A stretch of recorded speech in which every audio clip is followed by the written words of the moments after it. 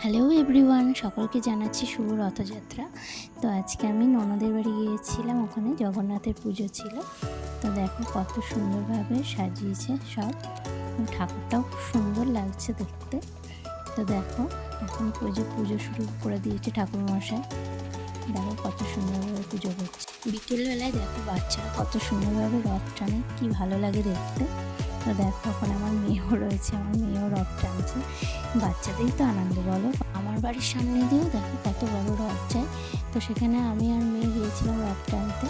তো দেখো এত ভালো লাগছে দেখতে, ঠাকুরটা টানার জন্য কত লোকের ভিড়, কত লোক দাঁড়িয়ে আছে, তারপর নাচ গানও হয়েছে দেখো।